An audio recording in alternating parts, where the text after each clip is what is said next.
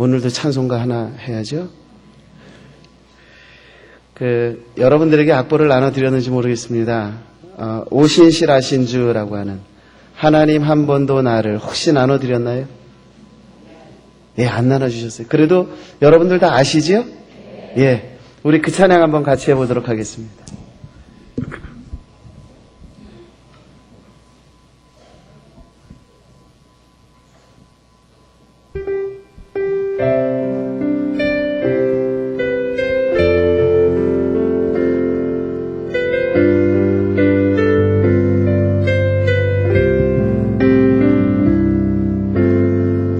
하나님 한 번도 나를 실망시킨 적 없으시고 언제나 공평과 은혜로 나를 지키셨네. 한번 다시 합니다. 처음부터 가죠. 하나님 한 번도 나를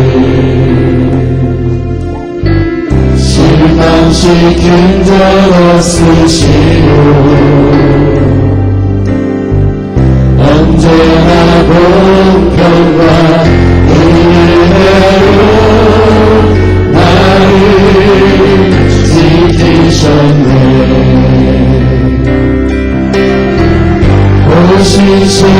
오신실하신 주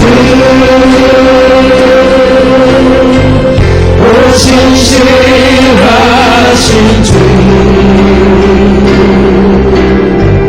내 너를 떠나지도 않으리라 내 너를 버리지도 않으리라 약속하셨던 주님 그 약속을 지키사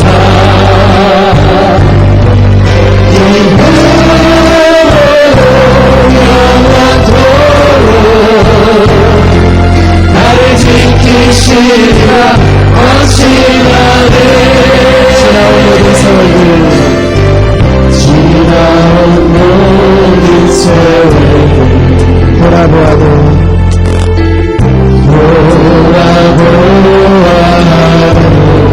그 어느 것 하나 주의 손길 그 어느 것 하나 주의 손길 안 미친 것 전혀 없네. 안 미친 것 전혀 없네.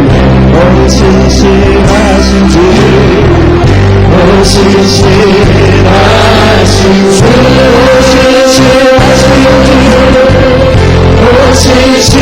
오신실하신 주 내 너를 떠나지 않으리라 내 너를 떠나지도 않으리라 내 너를 버리지도 않으리라 약속하셨던 주님 그 약속을 지키사 그 약속을 지키사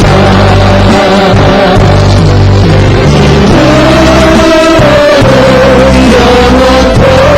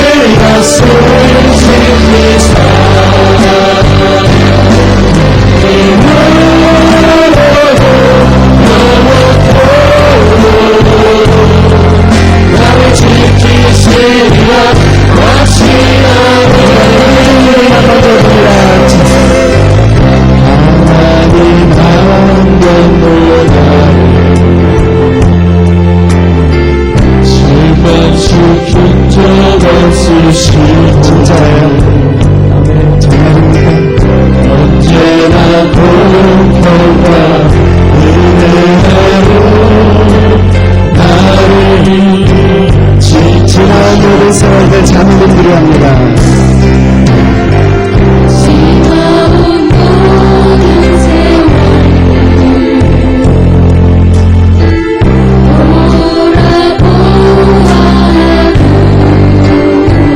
여러분들이 만약에 지금 들으시는 이 찬양의 가사를 여러분들의 마음으로 깨닫고 있으시다면 여러분들이 축복받은 분들입니다. 그래서 우리는 이렇게 찬양합니다. 오 신실히 하신 주, 오 신실하신 주, 오 신실하신 주,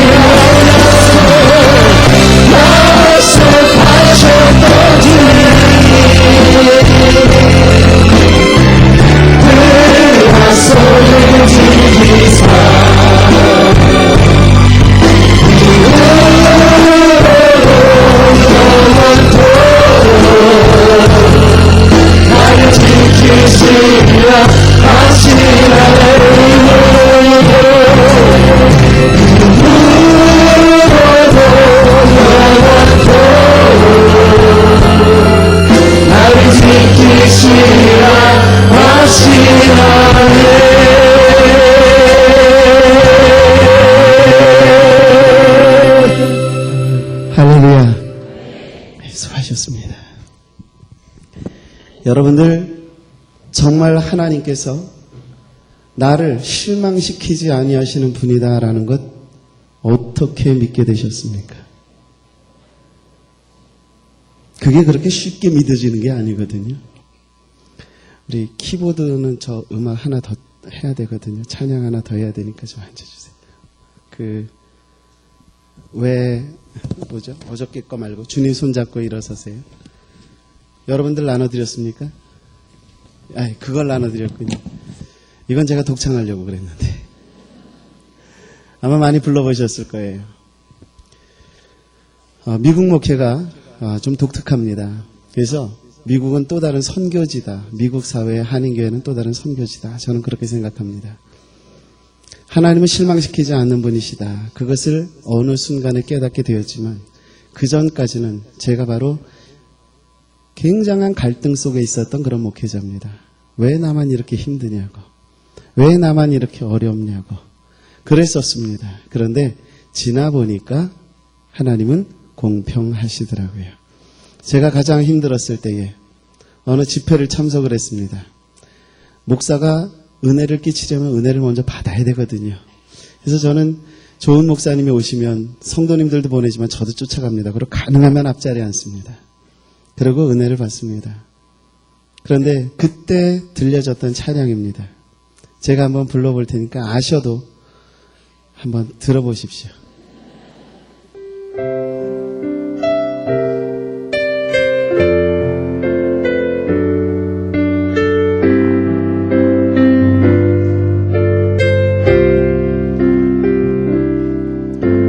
왜 나만 겪는 고난이냐고 슬퍼하지 마세요. 고난의 뒤편에 있는 주님이 주실 축복 미리 보면서 감사하세요. 너무나 견디기 힘든 지금 이 순간에도 주님이 일하고 계시잖아요. 남들은 지쳐 앉아 있을지라도 당신만은 일어서세요. 힘을 내세요. 힘을 내세요. 주님이 손잡고 계시잖아요. 주님이 나와 함께함을 믿는다면 어떤 역경도 이길 수 있잖아요. 왜 이런 슬픔 찾아왔는지 원망하지 마세요.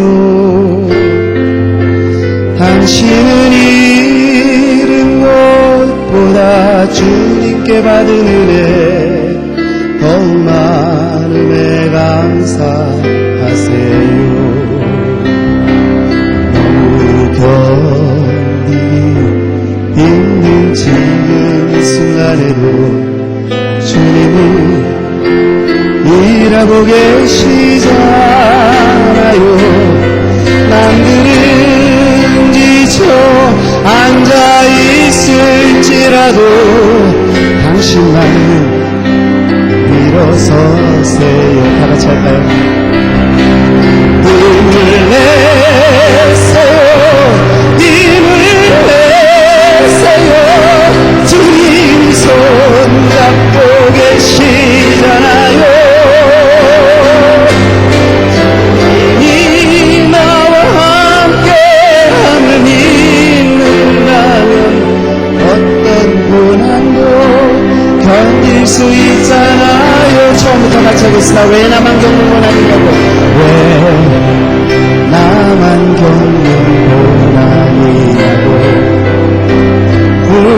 불평하지 마세요. 고난의 뒷편에 있는 주님이 주신 주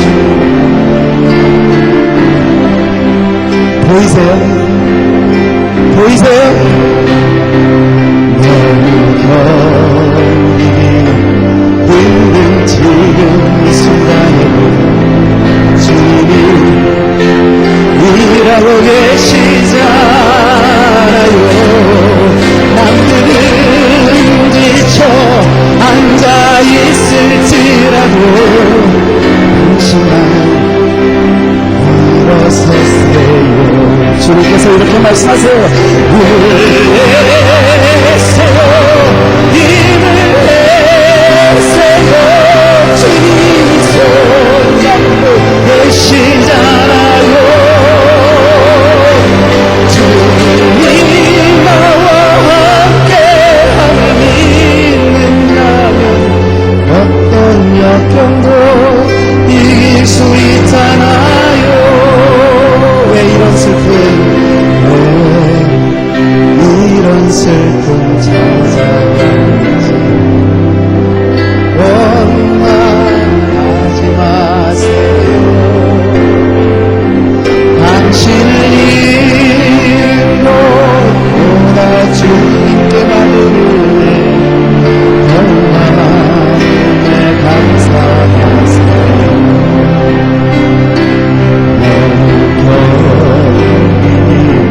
힘든 지금 이 순간에 주님이 일하고 계시잖아요.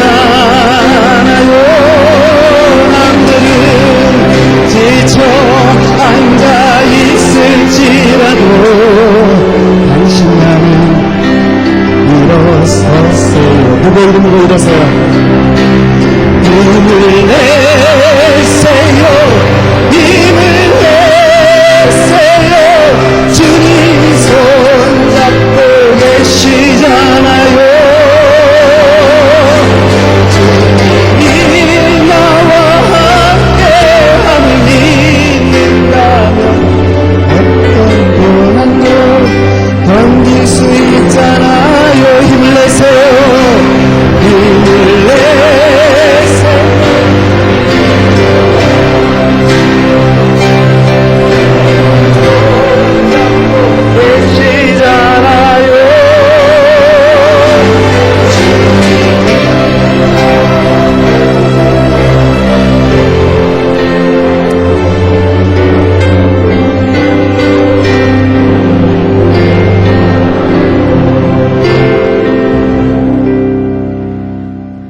제가 왜 이런 찬양을 불러야 했는지 그거는 간단해요.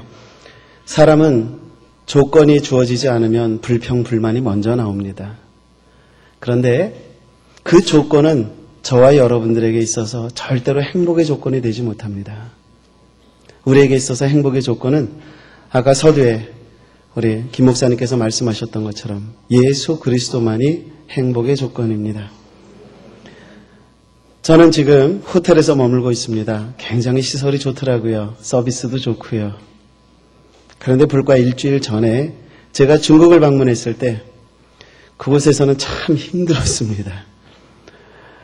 1950년대로 돌아갔다고 생각을 해보십시오.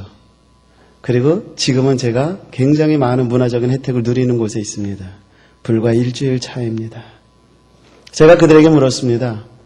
우리의 신앙이 잠들어지는 때가 있다면 언제겠느냐. 그 중국 사람이 이렇게 얘기를 합니다. 아마 아무런 인생의 굴곡이 없이 평탄하면 우리의 신앙이 잠들기가 쉽겠죠. 이렇게 얘기를 하더라고요. 저 솔직히 놀랐습니다. 왜냐하면 그분들의 사는 삶을 볼 때에 죄송하지만 어떻게 보면 좀 한심하거든요. 참 안타깝거든요. 그런데 그분들은 그렇게 말합니다. 여러분, 있는 상태에서 감사하는 여러분들 되시기 바랍니다. 제가 좀 돌아갑니다만 지금은 한국도 이제 많이 서구화가 됐잖아요. 그래서 문화적인 격차가 굉장히 많이 줄었습니다. 예전에는 일본에서 유행하는 패션이 이 한국으로 들어오는데 한 달이 걸렸다고 하면 한 10년 전만 해도 일주일이면 들어왔습니다. 그런데 이제는 거의 동시에 유행의 패턴이 변하고 있고 오히려 이제는 일본의 패션을 한국이 주도하는 정도로 모든 문화가 급격하게 변하고 있습니다. 제가 한 10여 년 전에 미국에 있다가 한국에 잠깐 나왔습니다. 근데 그때만 해도 이제 한국에서는 이 핸드폰이라고 하는 것이 많이 쓰여지지 않을 때였기 때문에 공중전화를 주로 썼습니다. 그래서 이제 공중전화를 걸기 위해서 들어갔는데 여러분들도 이제 오래돼서 잘 모르시죠? 공중전화 부스가 있으면 거기에 이렇게 옆에 유리가 있었습니다. 그래서 여러 사람이 들어가게 돼 있지 않습니까? 아무 생각 없이 전화기를 딱 들고서 여보세요 그러고 얘기를 하는데 옆에서 전화를 하던 분과 눈이 딱 마주쳤습니다. 그러면 제가 어떻게 해야 되죠? 네, 미국식으로 하면 어떻게 할까요, 제가? 싹 웃었죠. 이러고 웃었어요. 그 전화를 이제 막 이제 돌아서서 이제 개면적으니까 돌아서서 이제 전화를 다 끝냈습니다. 그리고서는 탁 나오는데 그 사람이 저를 기다리고 있는 겁니다. 그래서 이러고 쳐다봤더니 대짜고짜 반말로 하는 얘기가 당신 나 알아? 그래갖고 놀래갖고 예 모르는데요. 그랬더니 근데 왜 실실 쪼개 기분 나쁘게?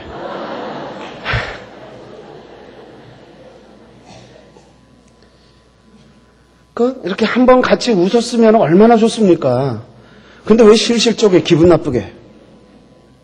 그래서 제가 뭘 쪼갰습니까? 그러려다가 아무래도 상황이 제가 그렇게 말하면은 좀 안 좋은 일이 있을 것 같아서 그냥 죄송합니다. 웃어주고도 제가 죄송하다고 하는 이상한 사태가 발해요. 그런데 사실 이것이 우리의 문화였습니다. 칭찬에 인색했던 부분들이 많이 있었습니다. 미국 사람들은 참 칭찬을 잘합니다. 저희 큰아이가 글 쓰는 걸 참 잘합니다. 그래서 글 썼다 그러면 잠깐 뽑혀나가고 그러는데 그 아이가 잘 쓰게 된 이유가 하나 있습니다. 국민학교 1학년 때 선생님한테 칭찬을 굉장히 많이 받았습니다. 선생님한테 칭찬을 받는데 얘가 글을 쓰는데 탁월한 재주가 있다는 거예요. 그래가지고 제가 가서 봤습니다. 그래서 선생님이 얘가 이 글을 쓴 거를 보라고 딱 주는데 I have 그렇게 썼으면은 HAVE입니다. 근데 HAV까지만 썼어요. E가 얼른 도망갔어요. 애플 그러면은 APL 이렇게 써놨어요. 그랬는데도 굉장히 잘 썼다는 거예요. 네? 근데 얘는 또 진짜인 줄 알아요. 그 선생님이 칭찬 한마디가 우리 아이를 굉장히 글 쓰는 데에 대해서 그래서 가르치지도 않았는데 우리 아이는 여지껏 일기를 안 써본 날이 없습니다. 매일같이 일기를 쓰고 잡니다. 왜냐하면 그 한마디가 그 아이의 삶을 바꾼 것이죠. 지난주에는 한국과 이란의 축구 경기가 있었습니다. 보셨습니까? 보셨다는 분들은 지난주에 안 오신 분들이에요. 네. 근데 그때에 그 열심히 뛰던 선수 중에 한 사람 박지성이라고 하는 선수가 있습니다. 지난 6월 달에 영국의 프리미어리그 축구단인 그 맨체스터 유나이티드에 들어갔죠. 그리고 지난 주간에도 그 한국 경기를 끝나고 또 자기 팀으로 돌아가서 굉장히 좋은 그 플레이를 펼쳤다. 그래갖고 돼 있습니다. 근데 그거보다 더 그 박지성 선수가 우리의 눈에 딱 띄었던 이유 중에 하나가 그가 맨체스터 유나이티드에 들어간 이후에 하나의 사진이 인터넷에 올랐던 적이 있었습니다. 뭔지 아시죠? 모르세요?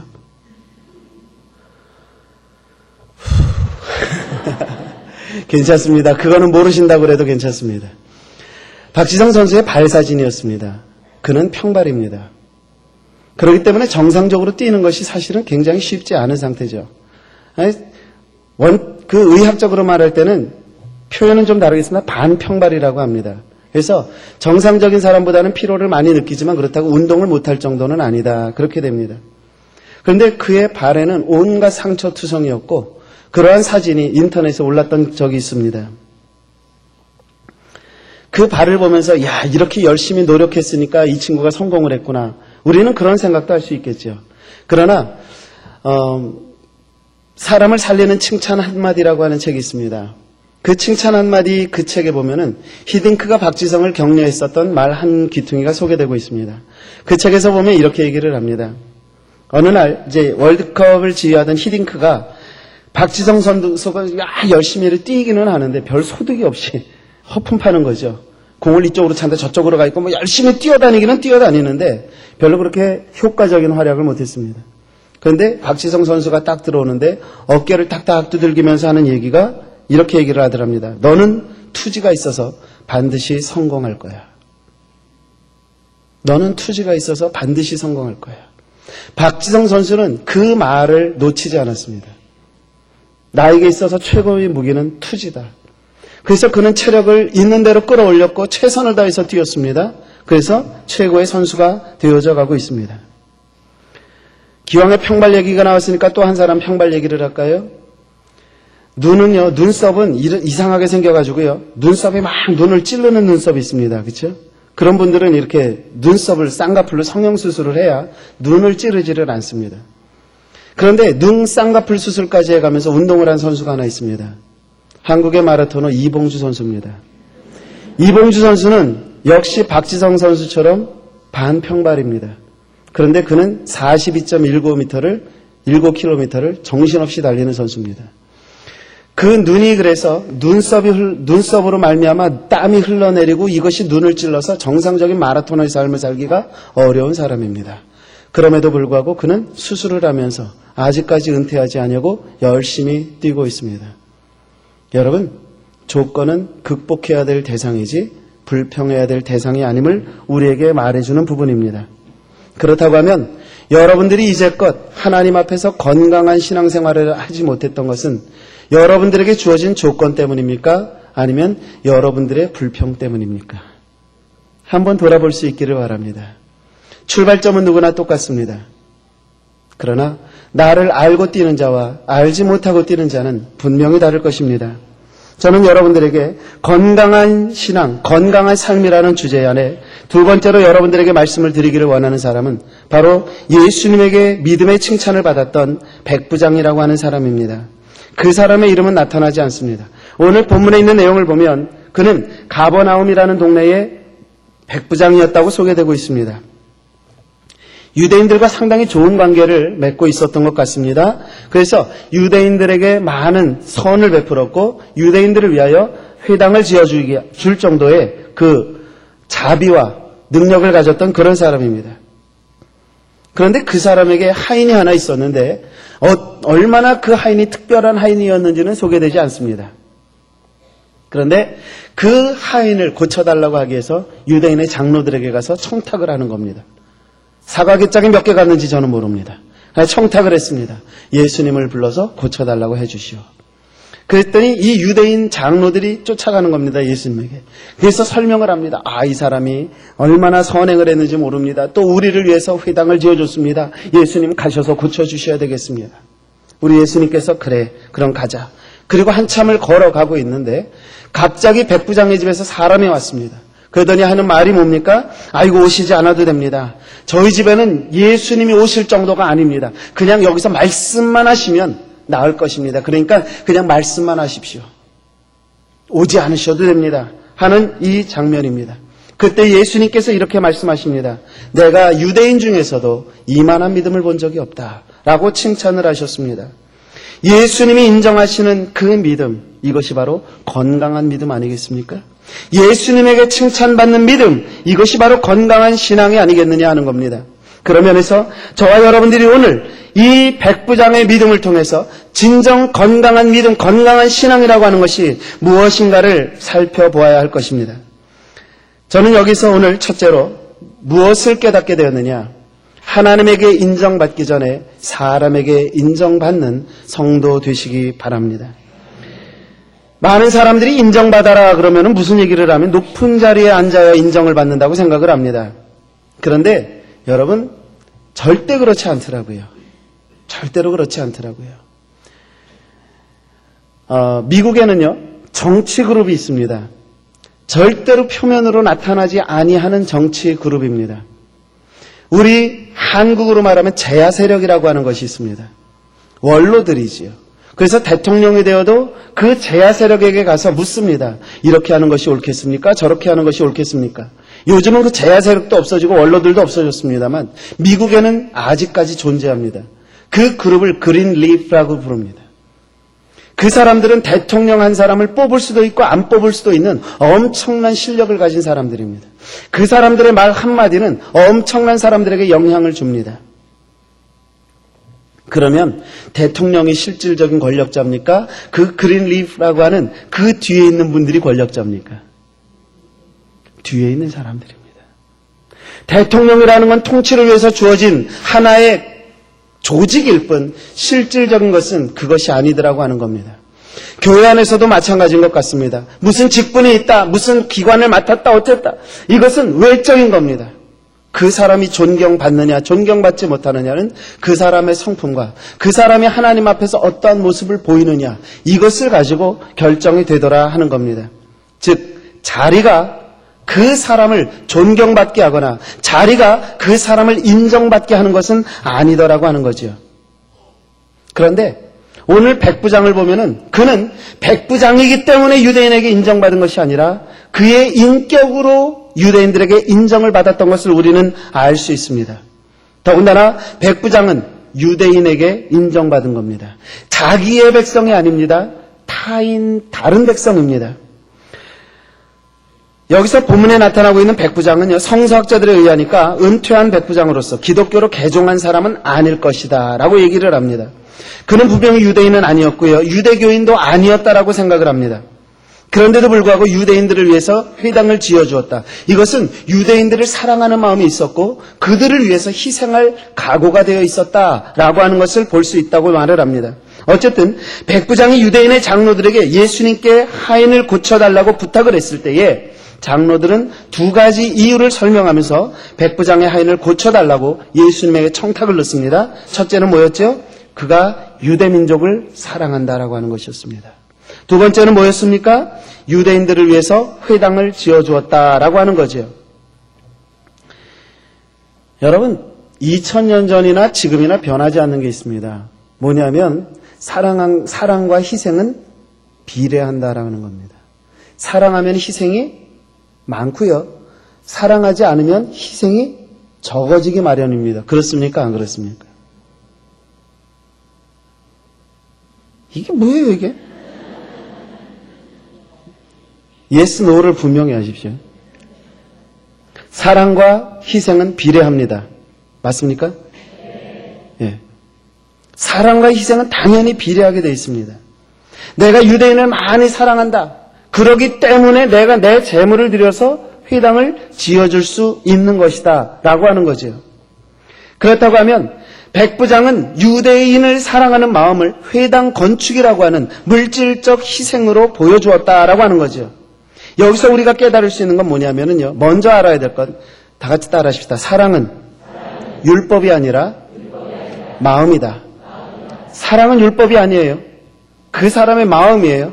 하트예요. 여러분, 사랑을 그릴 때 왜 하트를 그릴까요? 마음이니까.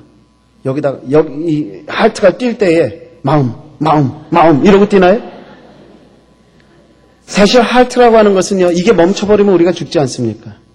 그렇기 때문에 이것에는 생명이 있는 겁니다. 사랑은요, 생명과 맞바꿀 수 있는 것입니다. 누가 보여주셨어요? 예수님이 보여주셨잖아요. 사랑은 당연히 희생으로 연결되어져야 되는 겁니다. 그것은 마음입니다. 곧 생명입니다. 마태복음 5장 39절 이하에 보니까 나는 너에게 이르노니 악한 자를 대적지 말라. 누구든지 내 오른뺨을 치거든 왼편도 돌려대며 또 너를 송사하여 속옷을 가지고자 하는 자에게 겉옷까지 가지게 하며 또 누구든지 너를 억지로 오리를 가게 하거든 그 사람과 심리를 동행하고 내게 구하는 자에게 주며 내게 꾸고자 하는 자에게 거절하지 말라. 이 가르침을 우리가 삶 속에서 실천을 하는 것이 어떤 것이냐 이거죠. 사랑은요, 마음이에요. 근데 마음은 우리의 육신의 삶을 지배하게 되어져 있습니다. 그렇죠? 자, 오른뺨을 맞으면 어떻게 해라? 예, 왼뺨을 돌려대라. 알기는 잘 아시는데 오른뺨 맞고 왼뺨 돌려대는 게 쉽습니까? 어렵습니까? 어떻게 그렇게 뻔뻔스럽게 얘기하세요? 오른뺨을 맞으면 왼뺨을 돌려대라. 그걸 한번 상황을 설정을 해서 해봅니다. 누가 딱 때렸습니다. 오른뺨을 딱 맞았습니다. 기분 나빠. 그냥 아휴. 이거는 무슨 얘기냐면 내가 아직 나를 의지적으로 조종하고 있다라는 얘기죠. 그렇지 않습니까? 오른뺨을 맞는 순간에 딱 맞으면서 그래 마음대로 해라 라고 내놓을 수 있을 정도가 되려면 내 마음을 다스리는 정도가 어느 정도여야 하느냐 분명해지는 거 아닙니까? 여러분들 대부분이 오른손잡이시지요. 이 말씀을 들으셨을 거예요. 자, 오른손으로 뺨을 때리면 어느 쪽 뺨을 맞을까요? 그러면 성경에서는 왜 오른뺨을 맞으면이라고 얘기를 먼저 했을까요? 1번, 치는 사람은 왼손잡이다. 2번, 치는 사람이 손등으로 친 거다. 오른손잡이가 손등으로 치면 여러분들의 오른뺨을 맞게 돼 있죠. 맞습니까? 자, 누가 한번 저한테 맞아보실래요? 무슨 말이냐면 손바닥으로 왼쪽 뺨을 맞는 것과 손등으로 오른쪽 뺨을 맞는 것과 어느 쪽이 더 기분이 나쁠까요? 예? 등으로 맞는 거예요? 저 같으면은 바닥으로 맞는 게 더 화가 날 것 같아요. 왜냐하면 더 세게 맞을 거 아니에요. 그러나 여러분들 제 말이 무슨 말인지 아시죠? 오른뺨을 때렸다는 얘기는 상대방의 자존심을 짓밟는 행위를 했다는 얘기죠. 그럴지라도 날 잡아 잡수할 수 있는 정도. 이것이 우리의 삶으로 들어와야 된다라는 이야기입니다. 저는 그게 안 되는데요. 그게 되기 위해서는 어떻게 돼요? 우리의 신앙이 건강해야 되더라 하는 겁니다. 신앙생활은 억지로 하는 것 아닙니다. 사랑이라고 하는 것을 말씀하시면서 요한복음 13장 35절에 너희가 서로 사랑하면 이로써 모든 사람이 너희가 내 제자인 줄 알리라 이렇게 말씀하셨죠. 우리의 삶이 남들에게 인정받는 방법의 가장 중요한 것은 뭐예요? 사랑이라는 겁니다. 제가 우리 경신교회를 방문하면서 굉장히 많은 분들에게 우리 감독님 칭찬을 들었습니다. 제가 사실은 감독님을 만나 뵙기 전에 다른 교회 목사님을 만나뵌 적이 있습니다. 그 목사님이 감독님에 대해서 이러이러한 분이라고 쭉 말씀을 해주시더라고요. 제가 그런 분임을 알고 왔습니다. 그런데 그래도 혹시나 하고 이렇게 들어봤어요. 근데 똑같더라고요. 공통적으로 하시는 말씀이 사랑하신다라는 말씀이었어요. 굉장히 엄하시지만 그럼에도 불구하고 그 속에 사랑을 우리가 느낍니다라고 하는 말씀이셨어요. 여러분, 죄송합니다만 사랑은 표현되어져야만 합니다. 여러분들이 이웃을 사랑하십니까? 입으로만? 아니요, 삶으로. 그래야 우리는 인정받는 겁니다. 인정받는 사람이 되기를 원한다면 사랑을 베푸는 사람이 되십시오. 이것이 가장 소중합니다. 그런데 이렇게 우리가 남들에게 인정받는 신앙이 되는 것, 그것은 굉장히 중요하지만 인정받는 신앙인, 사랑하는 신앙인이 되기 위해서 저와 여러분들이 또 한 가지 알아야 될 게 있는데 그것은 뭐냐? 사랑을 하려면 사람을 소중히 여기는 그러한 성도가 되셔야만 합니다. 백부장은 어떤 사람이었어요? 사람을 소중히 여기는 사람이었다라고 하는 겁니다. 오늘의 세상이 점점 변하면서요, 사람을 기능적인 도구로 봅니다. 그래서 사람을 보면서도 직장에서 막 하다, 어저께 여러분들이 그랬죠. 유능한 사람보다 유용한 사람이 좋다. 그렇게 말씀도 하셨어요. 그런데 한번 많은 사람들이 여러분들 중에는 없으시리라 믿습니다만 사람을 기능적으로만 이용하려고 하는 경우가 있습니다. 이용. 영어에 보면은요, 그러니까 이용한다라는 말이 use라고 하는 말로 되어 있죠. 그런데 이 use가 지나쳐버리면 abuse가 됩니다. 그거는 과용이라고 하는 말이 돼서 어떤 상대방에게 상처를 주고 아픔을 준다라는 뜻이 됩니다. 그래서 drug abuse 그러면 약물 중독이라는 말이 되는 겁니다. 약을 너무 많이 썼다라는 얘기입니다. 사람을 사용을 하는 것까지도 괜찮은데 그거를 너무 지나치면 사람을 유용하게 되는 겁니다. 이거는 잘못된 거다라는 얘기죠. 실제로 LA에 그런 사람이 있었습니다. 제가 아는 분 하나가 어느 직장에서 일을 하고 있었습니다. LA에서. 직장에서 일을 하다가 사고가 생겼습니다. 어깨 쪽 인대가 끊어진 겁니다. 그럼 이건 당연히 병원에 보내서 치료를 해줘야 되는 겁니다. 그리고 여기 한국에도 와서 보니까 이제 상해보험이라는 게 있어가지고 직원이 한 명 이상이면 의무적으로 상해보험을 들으라고 광고가 붙어 있더라고요. 미국은 당연히 그렇습니다. 그럼 그 상해보험에다 클레임을 해가지고 이 사람을 고쳐줘야 정상입니다. 그런데 안 고쳐주는 겁니다. 그것보다 더 기가 막혔던 건 뭐냐면 제가 아는 분 앞에서 똑같은 사고로 부상을 당한 사람들이 한 5명 정도가 되는데 이분들이 아무런 치료도 못 받고 그 직장을 다 떠났습니다. 그러니까 팔을 이만큼밖에 올리지를 못하는 겁니다. 인대가 다 끊어진 게 회복이 안 되니까. 수술을 받아야 되는데. 이분이 화가 났습니다. 내가 본때를 보여주겠다고.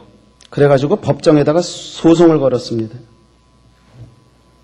왜 그런 상황까지 가야만 했느냐? 이유는 간단합니다. 사람을 소중하게 여기지 않았기 때문입니다. 우리가 누군가에게 인정을 받으려면 사랑해야 되는 것도 당연하지만 진정으로 사랑한다면 그 사랑받는 대상을 우리는 소중히 여겨야 한다라고 하는 겁니다. 주님은요, 우리에게 사람이 얼마나 소중한가를 설명하시면서 이렇게 말씀하셨습니다. 마태복음 10장 42절에 보시면 또 누구든지 제자의 이름으로 이 소자 중 하나에게 냉수 한 그릇이라도 주는 자는 내가 진실로 너희에게 이르노니 그 사람이 결단코 상을 잃지 아니하리라. 예수님은 참 독특한 표현을 많이 쓰시는데요. 그 중에 지금과 같은 표현입니다. 소자 중에 한 사람에게라도 냉수를 대접하면 그걸 잃지 않겠다라고 말씀을 하시는데 그 정도가 아니라 곧 그에게 한 것이 누구에게 한 것이다? 나에게 한 것이다.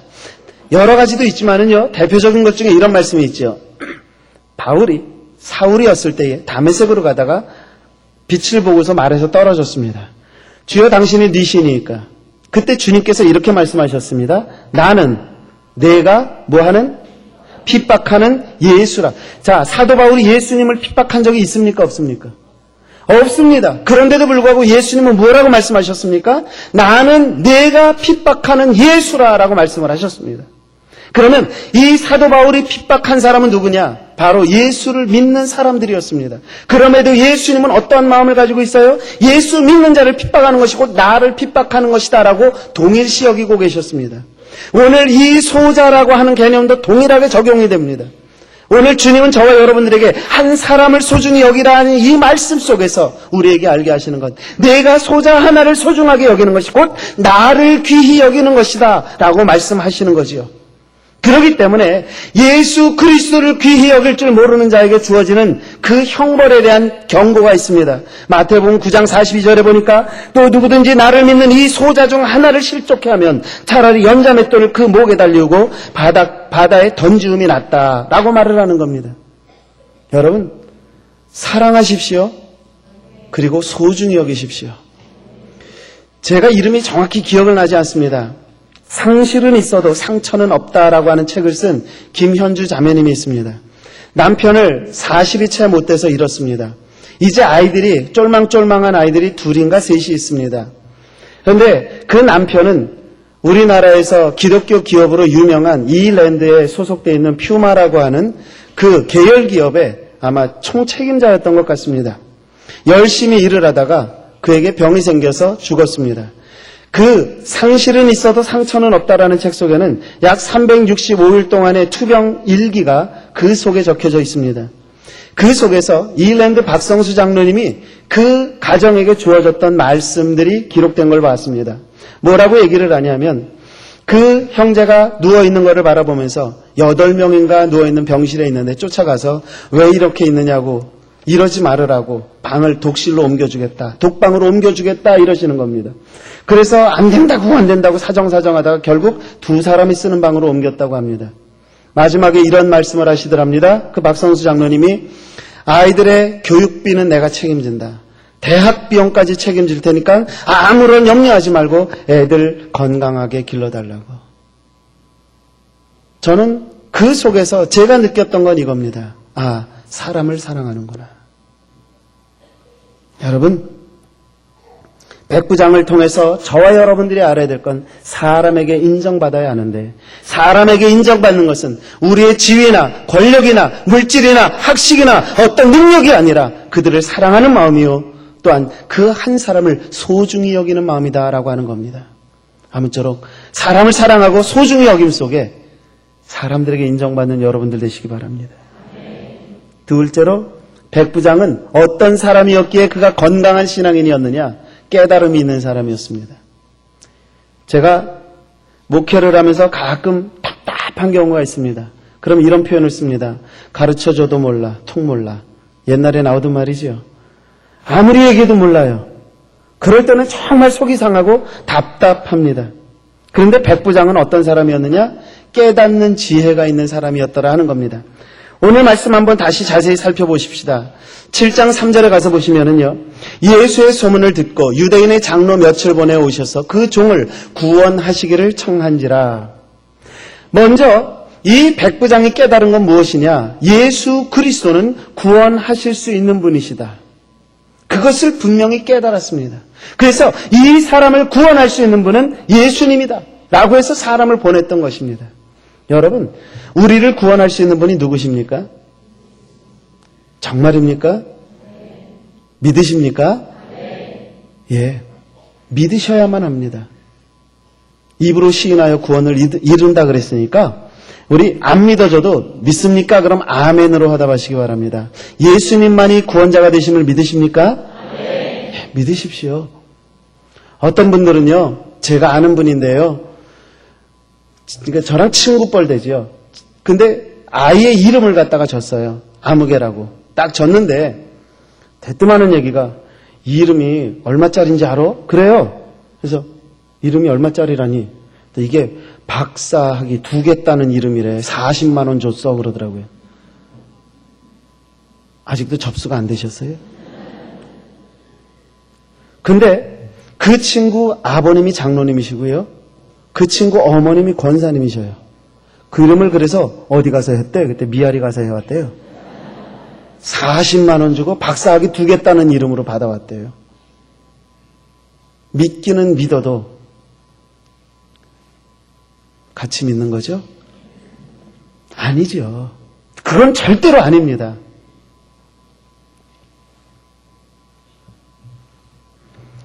하나님이 구원자임을 믿었던 이 백부장은 또 한 가지 깨달음이 있었습니다. 뭐냐? 내가 누군지를 아는 깨달음입니다. 이것처럼 중요한 것 없습니다. 7장 6절 말씀인데요. 예수께서 함께 가실 때 이에 그 집이 멀지 아니하여 백부장이 벗들을 보내어 가로되 주여 수고하시지 마옵소서 내 집에 들어오심을 나는 감당치 못하겠나이다. 이렇게 표현을 했습니다. 여기서 백부장이 뭐라고 얘기했냐면 오시지 마십시오. 근데 그 이유가 뭐라고요? 감당치 못하겠습니다. 이랬어요. 근데 이 감당치 못한다라는 말을 헬란 말에서 가서 찾아봤더니요. 히카노스라고 하는 말이 돼 있더라고요. 그래서 이 히카노스가 뭔가를 찾아봤습니다. 그냥 영어 성경에서 킹 제임스 버전에서 영어 성경에 번역된 걸 봤더니 월티라고 돼 있습니다. 이것은 가치라고 하는 말입니다.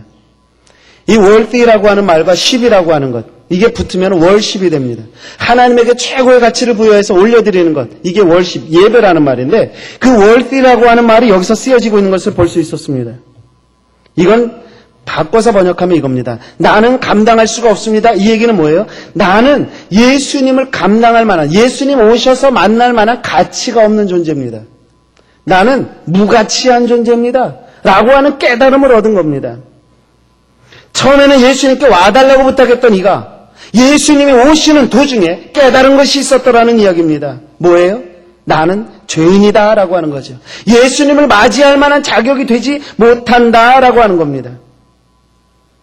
도대체 무슨 일이 그 사이에 있었을까요? 저는 알 수 없습니다. 그러나 분명한 건 분명히 예수님을 생각하면서 백부장이 깨달았던 건 내가 누구냐 하는 것을 알았더라는 겁니다. 예수님이 누군 줄 알고 내가 누군 줄을 알면 감히 예수님 이리 오시옵소서 하는 소리를 못하더라고요. 실제로요. 누가복음 5장에 보면 예수님께서 이제 그 제자들을 부르시기 위해서 갈릴리 바다로 가시지 않습니까? 거기서 이제 베드로를 만납니다. 그래서 야 깊은 데 가서 그물을 던져라. 딱 그랬어요. 고기를 잔뜩 잡았어요.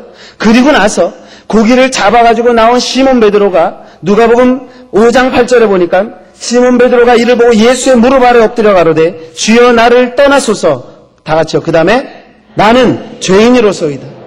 내가 죄인입니다. 그러니까 나를 떠나십시오. 라고 말을 하고 있는 것을 볼 수 있습니다. 감히 내가 죄인인 것을 알고 와서는 예수님 오시지 않으셔도 됩니다. 라고 하는 제스처가 나올 수밖에 없더라고 하는 겁니다. 주님을 만났을 때에, 주님을 제대로 알았을 때에, 주님을 제대로 된 구원자로 알았을 때에 우리들이 깨닫게 되는 건 뭐냐? 내가 죄인입니다. 라고 하는 사실이지요. 뿐만 아닙니다. 욥기에 보면 욥기의 주인공인 욥은 얼마나 그 당대에 의인이었는지 여러분들 아시죠? 예? 구스라는 땅이 있으니 그곳에 의인인 욥이었습니다. 그런데 욥이 갑자기 시험에 당합니다. 이리 비틀리고 저리 비틀립니다. 친구들이 와가지고 뭐라 그럽니까? 야, 너 회개해야 돼. 뭐 웃기지 마. 그러던 이 욥입니다. 그가 욥기 42장 4절 이하에 이렇게 고백을 합니다. 내가 말하겠사오니 주여 들으시고 내가 주께 묻겠사오니 주여 내게 알게 하옵소서. 내가 주께 대하여 귀로 듣기만 하여 쌌더니 이제는 눈으로 주를 배웠나이다. 그러므로 내가 스스로 한하고 티끌과 재 가운데서 무엇 하나이다? 회개하나이다. 내가 주를 듣기만 하다가 이제 내가 주님을 배웠더니 내가 이제는 죄인임을 알게 되었습니다. 그래서 내가 주님 앞에 회개합니다. 이걸 거꾸로 풀어보죠. 회개가 안 되십니까? 이 이야기는 뭡니까? 내가 죄인임을 아직 깨닫지 못한 겁니다. 백부장이라고 하는 사람이 가졌던 그 아름다운 지혜의 축복은 무슨 축복이냐? 깨달음의 축복이었습니다. 하나님이 구원자임을 깨달았습니다. 자기 자신이 죄인임을 깨달았더라 하는 겁니다.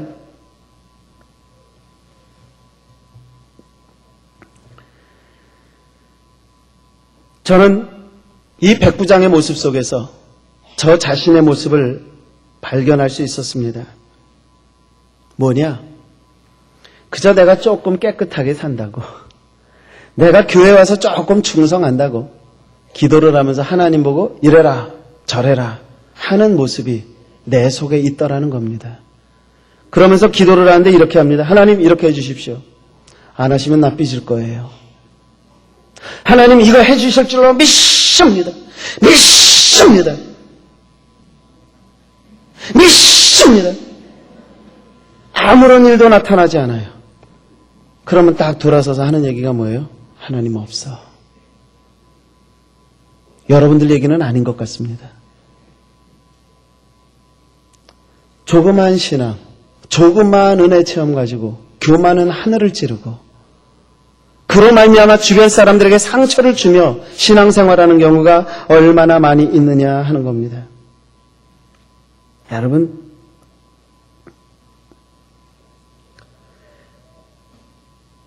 오늘 이 백부장은 이렇게 말합니다. 주여 수고하지 마옵소서. 수고하지 마옵소서. 나는 죄인입니다.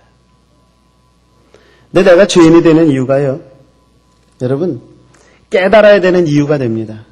죄인임을 알아야 되는 이유가 바로 깨달음을 얻어야 하는 이유입니다. 근데 깨달음을 얻는 것은 아무나 주어지지는 않는 것 같아요. 근데 저는 여러분들에게 이렇게 말씀드리고 싶습니다. 내가 죄인임을 깨닫는 것이 곧 신앙생활에서 건강한 생활을 하는 비결이다. 믿으십니까? 여러분들이 내 힘으로만 될 수 없습니다라는 걸 깨닫는 것처럼 중요한 게 없습니다. 즉 겸손해지는 것처럼 중요한 게 없다는 얘기죠. 필립 얀시라고 하는 사람이 쓴 책 중에 놀라운 하나님의 은혜라고 하는 책이 있습니다. 그 필립 얀시는 저널리스트입니다. 글을 쓰는 사람입니다. 굉장히 예리합니다. 아주 독특합니다. 그의 기사 속에서 보면 욥에 대한 관점을 이렇게 표현을 합니다. 욥이라고 하는 사람은 마치 무대 위에 올라가 있는 연극 배우와 같다. 그런데 시나리오가 주어지지 않았다. 단 한 가지 분명한 건 욥에게 주어지는 시나리오는 상당히 나쁘고 아프고 힘들고 고통스러운 역할이다. 그러나 욥은 그것을 알지 못한다. 그는 여지껏 좋은 역할만은 해왔다. 그런데 그가 과연 이러한 나쁜 역할을 할 때에 하나님에게 불평하지 않겠는가? 그런 표현을 씁니다. 복잡하지요? 제가 이렇게 설명할게요. 요한일서에 가서 보시면 요한일서 2장입니까? 우리 육신에게는 육신의 정욕이 있고요. 안목의 정욕이 있고 이생의 자랑이 있다 그랬습니다. 그런데 이것이 하나님께로부터 온 것이 아니다라고 사도 요한은 말을 해주고 있습니다. 다시요. 제일 처음이 뭐예요? 육신의 정욕. 두 번째요. 안목의 정욕. 그 다음에요. 이생의 자랑. 이 세 가지를 연결을 합니다. 창세기로 갑니다. 창세기에서 하와에게 사단이 유혹을 합니다. 무화과 나무를 따먹어라. 그때에 하와의 대답이 이렇습니다. 그가 선악과를 본즉 먹음직도 하고 보암직도 하고 지혜롭게 할 만큼 탐스럽기도 했다.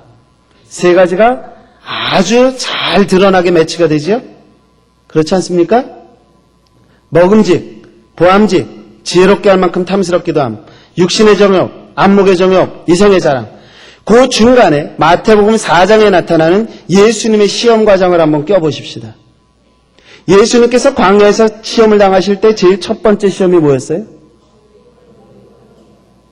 떡이죠. 먹음직, 떡, 육신의 정욕. 연결되십니까? 두 번째, 예수님께서 성전에서 뛰어내려라. 그리하면 천사들이 너를 받들어 네가 하나님의 아들인지를 모든 사람이 알게 될 것이다. 그럴듯하지요? 보암직, 그럴듯한 거, 안목의 정욕. 흐름이 보이십니까? 세 번째입니다. 지혜롭게 할 만큼 탐스럽기도 하더라. 이것은 솔로몬의 잠언 문학에 가서 보면 지혜라고 하는 것은 무엇으로 나타나느냐? 세상을 통치하는 하나님의 능력으로 나타납니다. 그렇기 때문에 솔로몬이 그가 왕위에 올랐을 때 가장 먼저 한 것이 무엇이에요? 지혜를 달라는 간구였습니다. 왜? 지혜가 있어야 그 사람이 하나님께로부터 난 통치자인 줄을 모든 사람이 알기 때문입니다. 사단의 유혹으로 돌아갑니다. 사단은 이렇게 말합니다. 내가 저라면 이 모든 나라를 너에게 주어 너로 통치자를 삼겠다라고 말을 합니다. 지혜롭게 할 만큼 탐스럽게 하다는 그 지혜는 통치권을 이야기합니다. 이것은 결국 우리에게 무엇을 합니까? 이생의 자랑이라고 하는 부분을 연결시켜주고 있습니다. 자, 그러면 육신의 정욕, 안목의 정욕, 이생의 자랑은 제껴놓고 이제 링에서 한판 붙는 겁니다. 에덴 동산이라는 링에서 사단과 아담이 1대1로 붙었습니다. 누가 이겼습니까?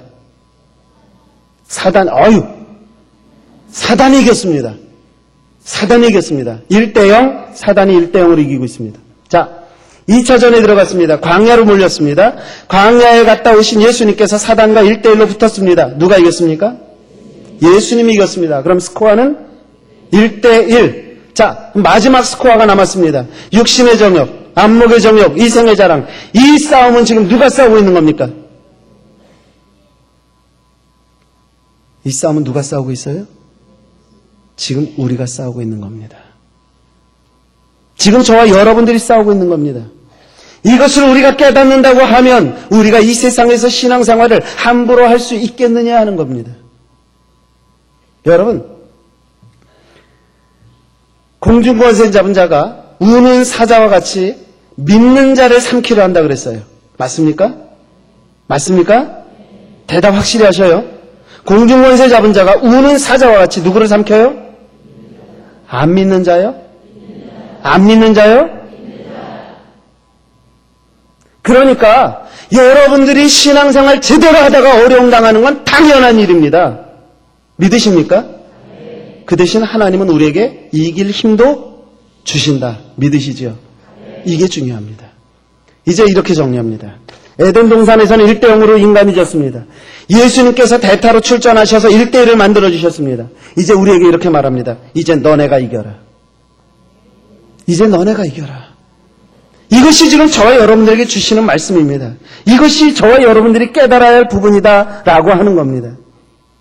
여러분, 그렇기 때문에 우리의 믿음이 어느 분량까지 이뤄야 되느냐, 우리의 신앙이 어느 정도까지 가야 되느냐. 에베소서 4장 13절에서 사도 바울은 이렇게 말합니다. 우리가 다 하나님의 아들을 믿는 것과 아는 일에 하나가 되어 온전한 사람을 이루어 그리스도의 장성한 분량이 충만한 데까지 이르러야 된다라고 말을 합니다.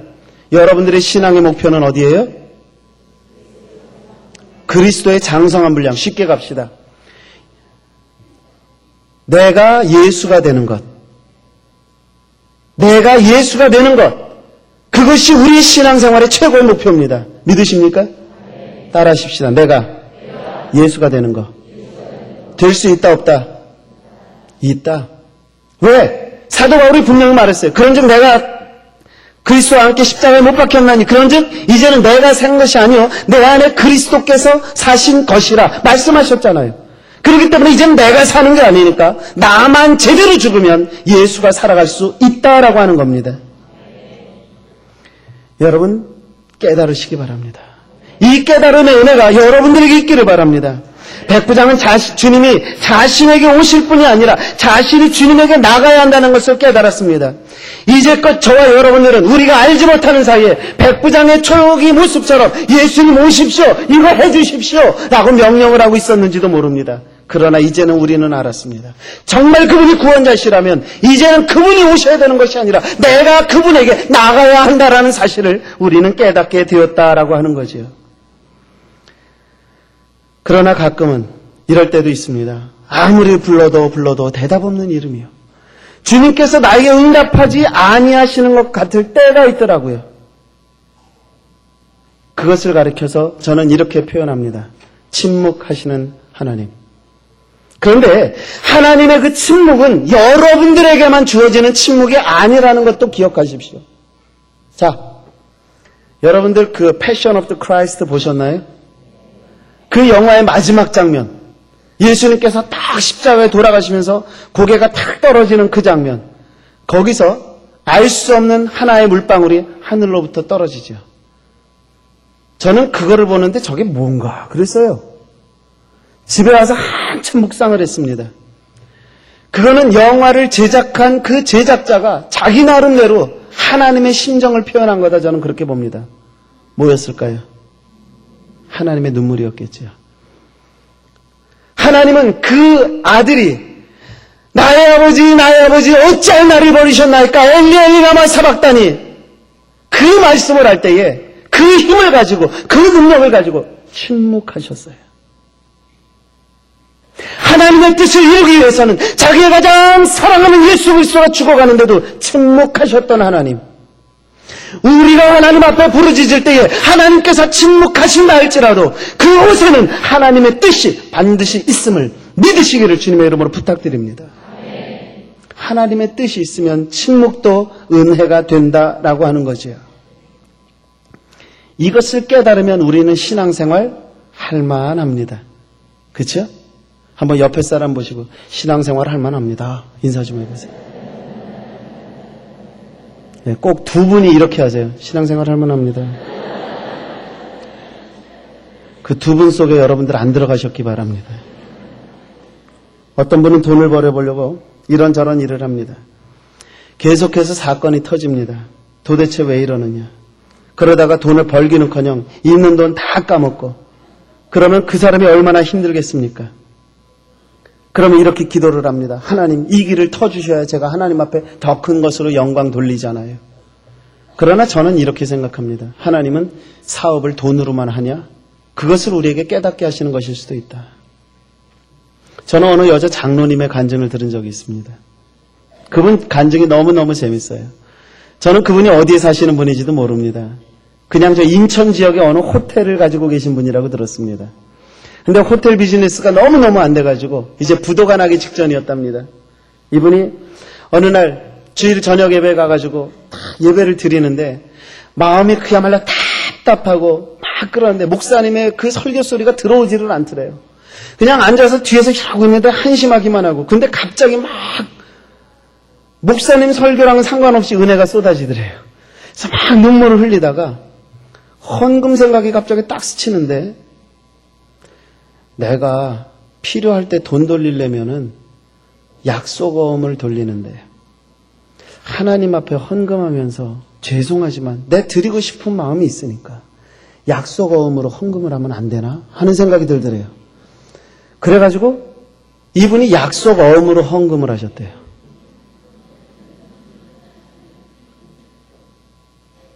질문 들어갑니다. 그 약속어음이 빵꾸가 났을까요? 안 났을까요? 아멘. 그 이후로 흑자 전환이 됐다는 거 아닙니까? 그 장로님이 무엇을 깨달았을까요? 비즈니스는 돈이나 수완이 아니구나. 새로운 방법이 아니라 기도구나. 헌신이구나. 하나님에 대한 사랑이구나. 여러분, 우리에게 막혀있는 것이 있을 때는요. 다 같이 생각해 보십시오. 하나님이 만나자는 사인입니다. 제가 가끔 이런 말을 합니다. 동서남북이 막혔습니다. 그럼 어디로 갈래? 어디로 갈래요? 예? 어디요? 예. 두 군데밖에 초이스가 없죠. 그렇죠? 사방이 막혔으니까 위 아니면 아래. 아래는 죽어도 가기 싫어요. 그렇죠? 아랫목은 좋아도. 여러분, 저는 여러분들이 하나님께서 주시는 바른 깨달음을 갖기를 바랍니다. 이 백부장의 믿음이 칭찬받게 된 이면에는 반드시 그 올바른 깨달음, 예수 그리스도를 주라고 고백하는 깨달음과 뿐만 아니라 그 앞에서 나는 죄인입니다라고 하는 그 고백이 있었더라 하는 겁니다.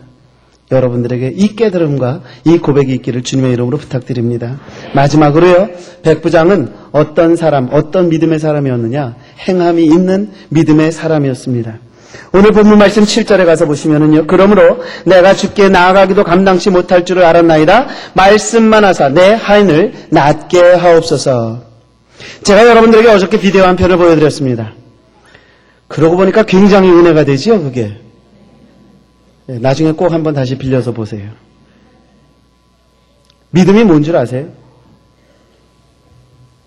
어저께 그 장면에서는 분명히 절벽이 있었습니다. 계곡이 있었습니다. 조그마한 책에는 그림이 있었고 그 사람은 허공을 디디고 있는 모습만 있었습니다. 그런데 그것을 믿고 그가 할 수 있는 선택은 둘 중에 하나입니다. 발을 디디거나 아니면 이건 거짓말이다 그러고 돌아서거나. 둘 중에 하나입니다. 믿음은 뭐죠?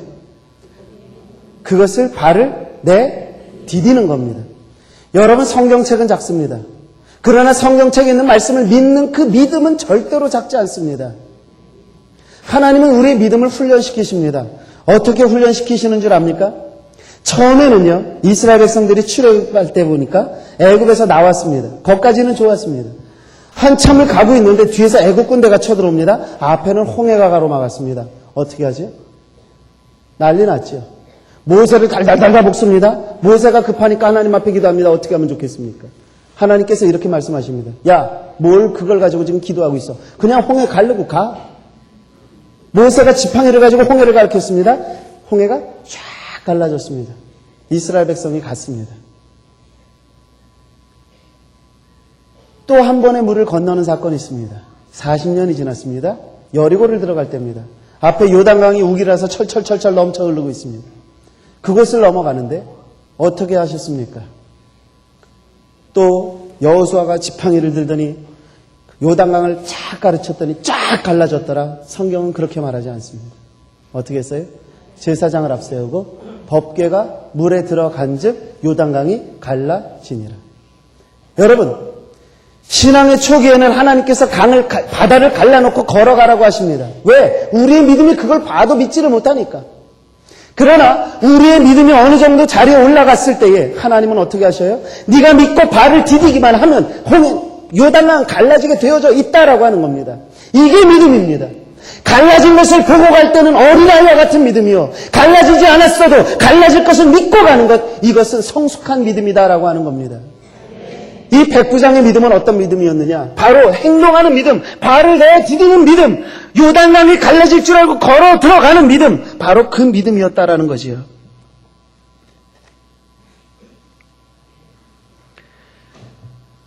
오늘날 우리는 신앙생활을 하면서 수동적인 믿음의 생활을 할 때가 얼마나 많은지 모릅니다. 그런데 성경은 우리에게 믿음에 대해서 말을 하면서 우리의 행동이 오히려 적극적이어야 함을 이야기합니다. 그리고 그 행동으로 나타나는 것이 참된 믿음이라고 이야기를 합니다. 그러면 어떤 분은 이런 얘기를 해요. 사도 바울이 그러지 않았느냐. 오직 의인은 믿음으로 산다고.